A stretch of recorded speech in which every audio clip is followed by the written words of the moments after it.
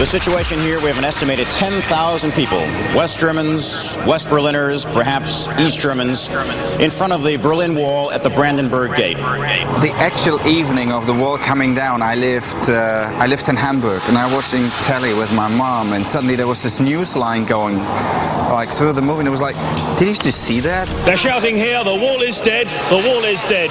Not for the 30 years that it stood have so many people crossed so quickly, and the question is, how much longer will it stand? Suddenly the phone starts ringing, people sort of, hey, did you hear, like, the wall is down in Berlin?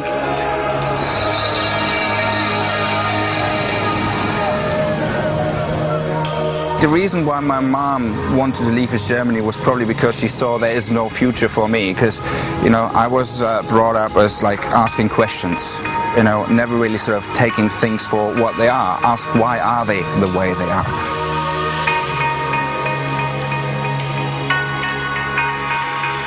We were allowed to leave East Germany just a week before, so my mom lost everything she ever had.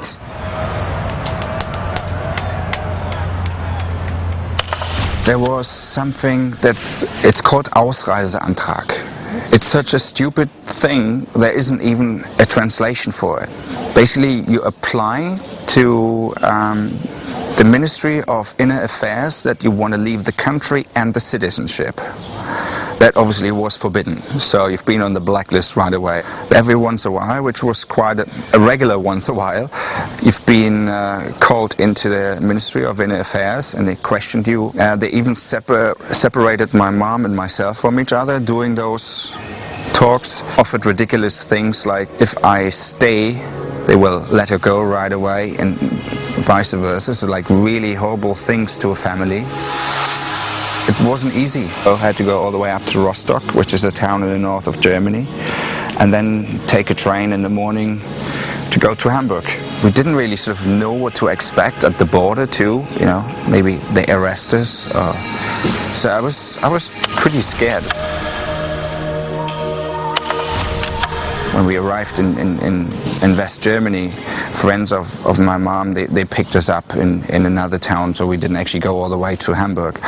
And we drove by car, and I remember stopping at a petrol station just on the Autobahn. And there was more in the petrol station than in any sort of supermarket I've ever seen in East Germany. I was just like, I think I didn't speak a word for 2-3 days because I was totally overwhelmed.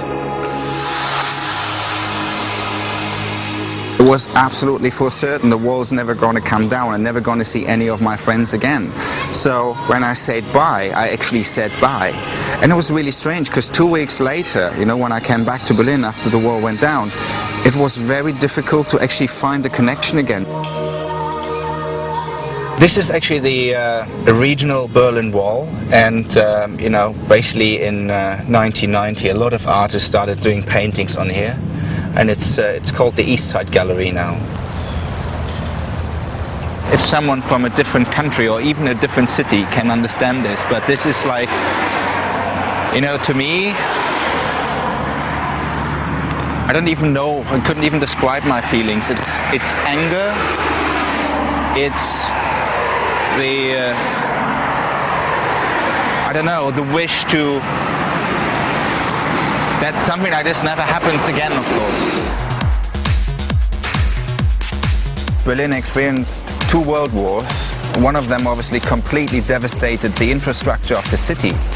And therefore there was a lot of space for like new buildings. It's very modern and very old and historic at the same time. And there's a positive tension in that. I think on the architecture side, I think Berlin is something rather special. I think Berlin is one of the greenest cities in the world, and that's one place. Then, personally for me, the stables, the horseback riding thing, where I can, relax a little and chill out. And of course, when I run with my dogs, basically where I live, I can run from one park into the next park into the next park.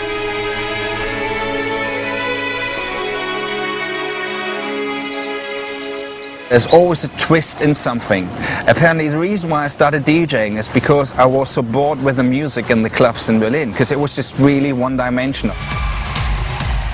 And so I went to record stores, I bought some records and made tapes for myself and some friends, and one of my friends actually passed the tape on to a promoter. This is how I got my first gig.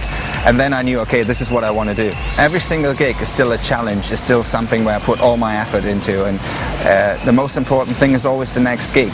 I think your career ends when you start thinking, I've made it.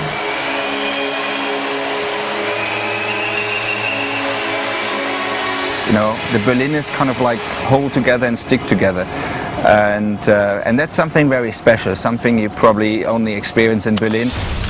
So this is a little bit of my city, Berlin. If you want to show us some of your city, go to the CNN website.